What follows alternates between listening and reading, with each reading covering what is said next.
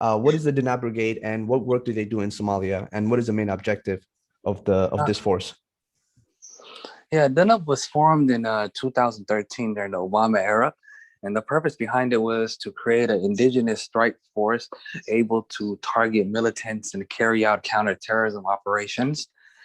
Their training is overseen by Bancroft Global, which is our pretty much private contract. They're mercenaries, but the politically correct term to use is private contractors with links to the State Department. They've been in Somalia since I believe it was the 2010, 2011 era.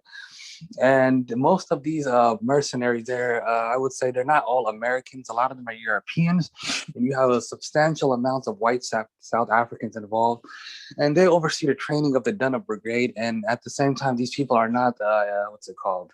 They're not obliged to the rules of engagement. So therefore, they won't necessarily abide by rules by the U.S. military in regards to trying to at least safeguard human rights and things like that. And I believe that's one of the main reasons why Bancroft and Danab in the past have been implicated in abuses. But as of today, Danab is about a 1,500 man force.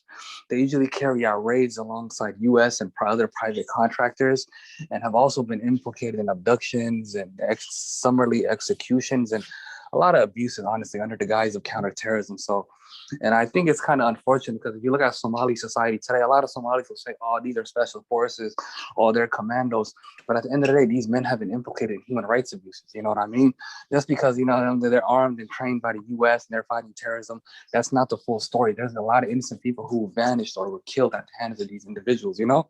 So that's just a brief background into Danab.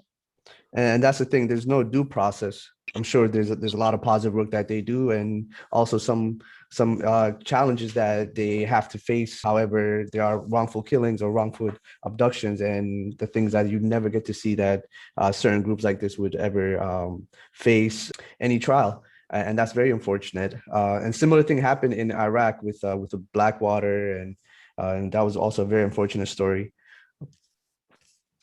Yeah, of course. Yeah, there is no due process because, I mean, in general, Somalia's judicial system is broken and non-existent in many places. And when you look at, and the problem is when it comes to counterterrorism operations, Somalia is one of those places where if you're suspected of having militant ties, you'll either vanish or get killed, maybe even both. And this is what happens to a lot of these people that are picked up during the raids by the Danab Brigade, you know? So yeah, it is really unfortunate. And I mean, there's nothing really you can do about it. This is just what's happening back home at the moment.